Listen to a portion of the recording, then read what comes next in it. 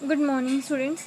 Today we shall we start a next chapter of economics, that is a collections of data. अगर आपको याद हो तो हमने सिंगुलर सेंस जब की थी, प्लूरल और सिंगुलर सेंस स्टैटिस्टिक्स की थी.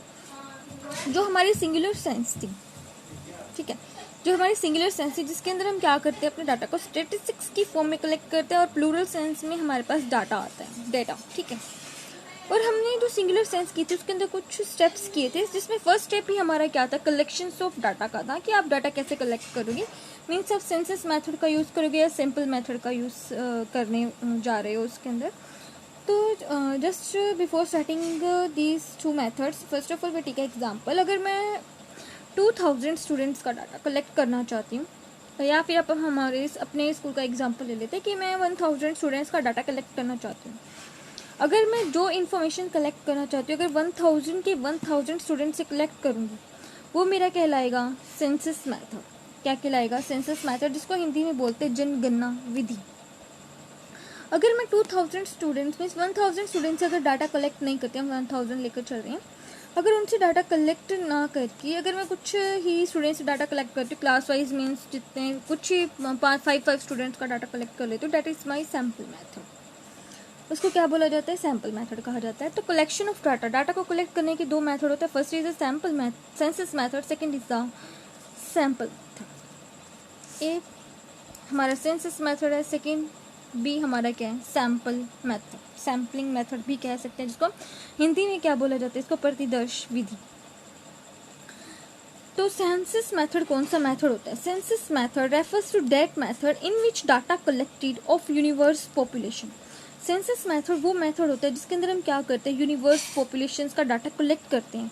अब कौन सा डाटा कलेक्ट करते हैं? जो हमारी प्रॉब्लम आ रही होगी हम उससे रिलेटेड डाटा कलेक्ट करेगा.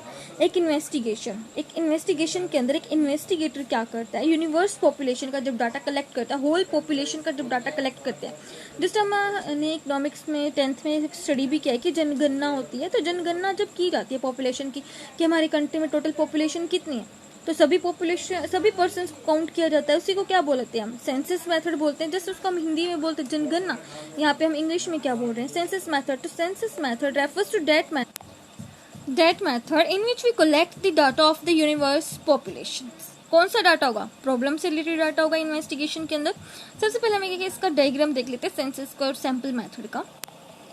देखो, ये होल पॉपुलेशन है, यूनिवर्स का मतलब होता है होल वर्ल्ड की. ये होल वर्ल्ड है, ये उस वर्ल्ड के अंदर ये पॉपुलेशन है, ठीक है, कुछ पानी वानी भी होगा.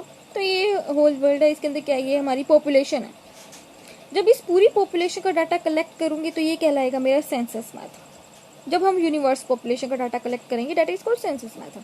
अब उस पॉपुलेशन के अंदर से मैंने कुछ पर्सन्स को सिलेक्ट कर लिया, सिर्फ इतने पर्सन्स को सिलेक्ट किया, इतने एरिया को, वो क्या कहलाएगा? मेरा सैंपल. ठीक है. अब सैंपल मेथड क्या होता है? जब हमने कुछ ही लोगों का सैंपल कलेक्ट किया, ठीक है, मैंने तुम्हारी क्लास में अगर मान लेते तो आपकी क्लास में टोटल 20 स्टूडेंट्स हैं. 20 स्टूडेंट्स में से मैंने जो मोस्ट इंटेलिजेंट स्टूडेंट्स होते हैं उनको सिलेक्ट कर दिया, 2 स्टूडेंट्स को सिलेक्ट कर लिया मैंने. ये क्या कहलाएगा? मेरा सैंपल. अगर मैं सभी के सभी स्टूडेंट्स का इन्वॉल्वमेंट कराती हूँ, कुछ स्टूडेंट के अंदर कुछ भी प्रोग्राम होता है, अगर मैं 20 की 20 स्टूडेंट्स का पार्टिसिपेशन देती हूँ तो वो कहलाएगा मेरा सेंसस. लेकिन मैं उनमें से सिर्फ 2 ही बच्चों को सिलेक्ट करती हूँ, डेट इज माई सैंपल. तो sample method refers to that method in which data is collected on the basis of sample. जब आप डाटा कलेक्ट करते हो सैंपल्स के बेस पे और उसी के ऊपर ही आप कंक्लूजन, अपना निष्कर्ष निकालते हो, that is called sample method. तो sample method refers to that method in which we collect a data on the basis of samples and conclusions drawn on the basis of sample. और इसी के base पे मैं conclusion निकाल देती हूँ. Just आपके अभी 10th क्लास के अंदर मार्क्स आए हैं, मैं 20 के 20 मान लेते हैं, +1 के अंदर 20 स्टूडेंट्स अपने आए हैं.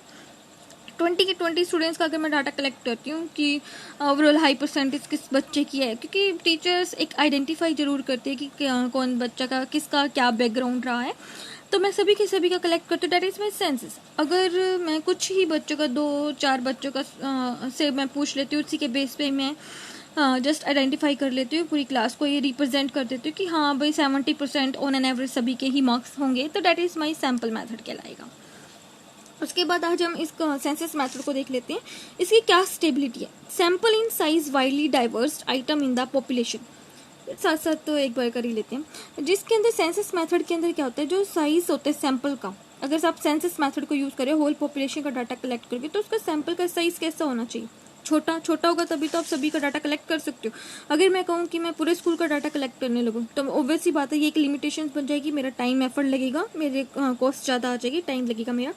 अगर सैंपल का साइज छोटा है तो आप सेंसस मेथड को यूज़ करो, मीन सभी का डाटा कलेक्ट करो। वाइडली डाइवर्स, वही इसके साथ साथ देखें तो यहाँ पे सैंपल का क्या होगा, जहाँ पे साइज बड़ा होगा ऑब्वियस ही बात है, आपने कुछ ही बच्चों के सैंपल्स कलेक्ट करने, साइज बड़ा होगा तो वहाँ पे आपका सैंपल मेथड स्टेबल होगा। Widely diverse item in the populations, means widely diverse का मतलब होता है सभी की कैरेक्टरिस्टिक्स क्या होंगे, डिफरेंट। सभी स्टूडेंट्स का IQ लेवल तो सेम नहीं हो सकता।